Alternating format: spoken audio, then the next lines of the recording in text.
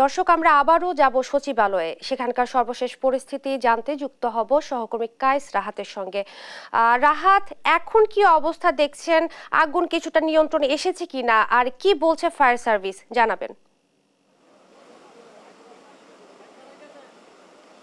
ধন্যবাদ ইশরাত। যেমনটি জানেন যে আমরা দাঁড়িয়ে আছি সচিবালয়ের সামনে, এবং গতকালকে রাত্রে মধ্যরাতের পর থেকেই একটার দিক থেকে এখানে অগ্নিকাণ্ডের সূত্রপাত হয়েছে, এবং এই অগ্নিকাণ্ডের যে সর্বশেষ তথ্যটুকু আমরা জানতে পেরেছি সেটা হচ্ছে যে এখানে ফায়ার সার্ভিসের প্রায় 200 শতাধিক অগ্নিনির্বাপক কর্মী এখানে কাজ করে যাচ্ছেন, এবং একই সাথে তাদের এখানে 19টি ইউনিট এখানে কাজ করছেন। এবং প্রথম থেকে আমরা যদি বলতে চাই তাহলে এখানে প্রথমে যখন আগুনের ঘটনাটি ঘটে বা অগ্নির সূত্রপাত হয়, তখন এখানে 8টি ইউনিটকে প্রাথমিক পর্যায়ে নিয়ে আসা হয়, এবং এরপরে যখন আগুনটি ছড়িয়ে পড়ে তখন হচ্ছে ধীরে ধীরে এখানে ইউনিট বাড়ানো হয়, এবং সর্বশেষ এখানে 19টি ইউনিট এখন তারা এখানে কাজ করে যাচ্ছেন। এর মাঝে একটি দুর্ঘটনাও ঘটে গিয়েছে, যেখানে হচ্ছে যে পাইপ কানেক্ট করতে গিয়ে একজন অগ্নি নির্বাপক কর্মী তিনি ট্রাকের সাথে ধাক্কা খেয়ে এখানে নিহত হয়েছেন, এবং এছাড়া অন্য কোনো হতাহতের খবর কিন্তু এখনো পাওয়া যায়নি। তো এই আগুনের ব্যাপারটি নিয়ে সর্বশেষ আমরা যেটুকু জানতে পেরেছি সেটি হচ্ছে যে এখন তারা বলছেন, ফায়ার সার্ভিসের পক্ষ থেকে জানানো হচ্ছে যে আগুনটিকে অনেকটা নিয়ন্ত্রণে নিয়ে আসা সম্ভব হয়েছে, যদিও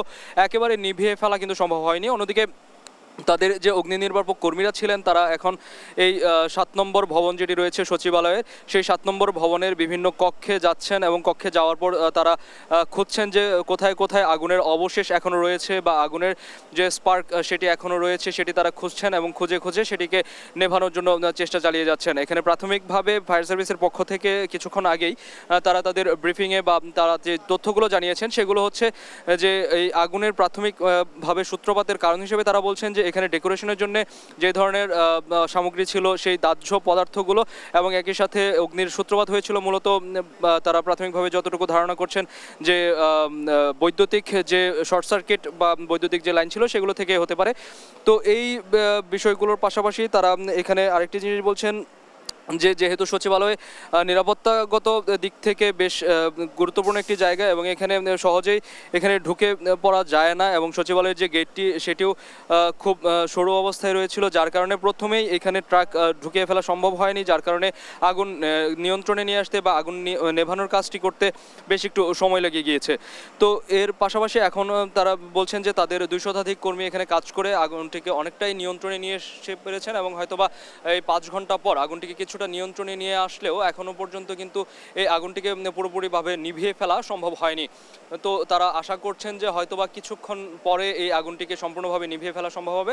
যদিও এখানে প্রশ্ন উঠছে যে সচিবালয়ের মতো এত গুরুত্বপূর্ণ একটি জায়গায় এই অগ্নিকাণ্ডের ঘটনা ঘটলে সেটিকে কেন দ্রুতভাবে নেভানো সম্ভব হলো না, বা এটির নিয়ন্ত্রণের জন্য কেন যুক্তিযুক্ত ব্যবস্থা কেন গ্রহণ করা হলো না, এটি নিয়ে প্রশ্ন উঠছে এখানকার যারা ছিলেন প্রত্যক্ষদর্শী বা জনসাধারণ তাদের মনে।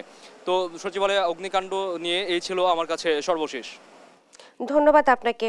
সচিবালয় থেকে আগুনের সবশেষ পরিস্থিতি নিয়ে বলছিলেন সহকর্মী কায়েস রাহাত, এবং তিনি এটাও বলছিলেন যে ফায়ার সার্ভিস ইতোমধ্যে জানিয়েছে যে আগুন অনেকটাই নিয়ন্ত্রণে চলে এসেছে।